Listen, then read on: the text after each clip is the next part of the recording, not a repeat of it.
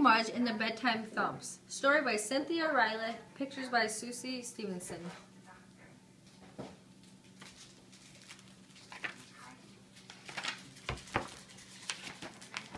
To Grandmother's house. Henry and his big dog Mudge were going to the country with Henry's parents. Henry was reading comic books. Mudge was chewing his toenails. They were going to visit Henry's grandmother. Henry's grandmother had never met Mudge, so Henry worried. He worried that Mudge might drool on her skirt. He worried that Mudge might eat her coffee table, but mostly he worried that Mudge might have to sleep outside. Mudge had never slept outside before, and if Mudge slept outside, Henry would be alone, trying to sleep in an empty room in a strange house in a dark yard in the country.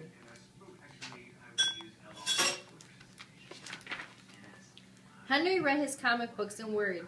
The longer he rode, the more he worried. Soon he began to bite his fingernails. Chew, bite, spit. Chew, bite, spit. Henry bit his fingernails. Mudge chewed his toenails, and the car drove on.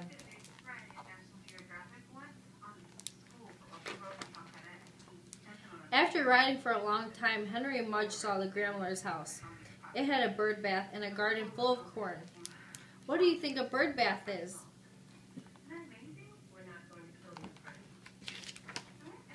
Henry and Mudge looked at each other. Their fingernails and toenails were very short. Henry's grandmother came outside. She had a big smile and a polka dot dress. Mudge took one look at her, and his tail wagged and wagged and wagged. "Hello, sweetie," Henry's grandmother said to Henry. She hugged him tight. "Hello, sweetie," Henry's grandmother said to Mudge. She hugged him tight. Henry's grandmother wiped dog drool off her sleeve, and they followed her into the house.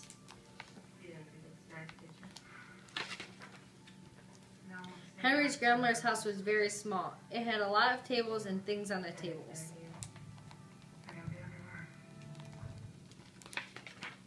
Henry looked at Mudge, and for the first time wished that Mudge was smaller. Shorter, thinner. Mudge looked like an elephant in a phone booth. And before too long, Mudge knocked a pink flamingo off a table. "Aw, Mudge," Henry said. Henry's father gave Mudge a look.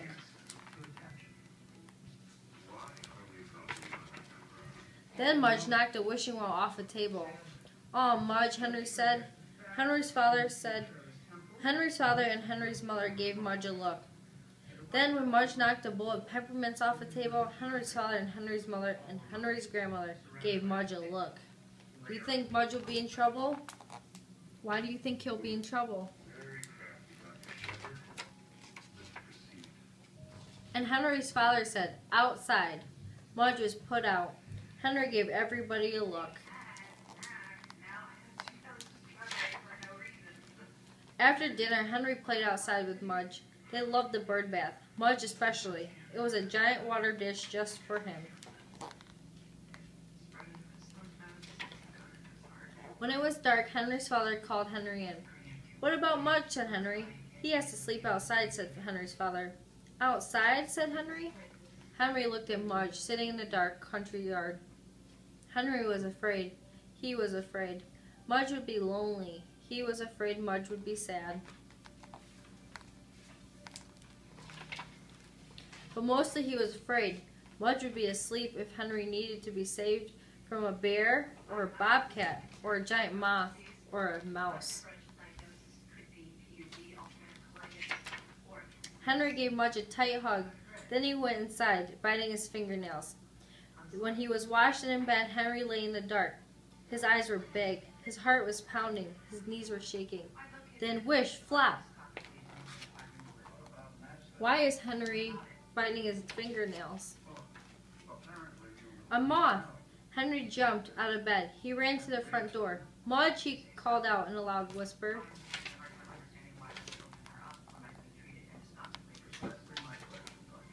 Thump, thump, thump. Mudge wagged his tail from under the porch table. "Hi, Mudge," Henry said as he crawled under the table too. He was glad to see Mudge. Mudge was glad to see him. Mudge licked Henry's face and smelled his ears and shook his hand.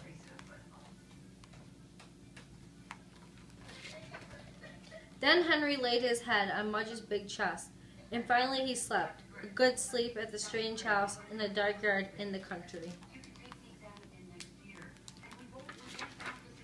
And when the moth flew by, Mudge ate it.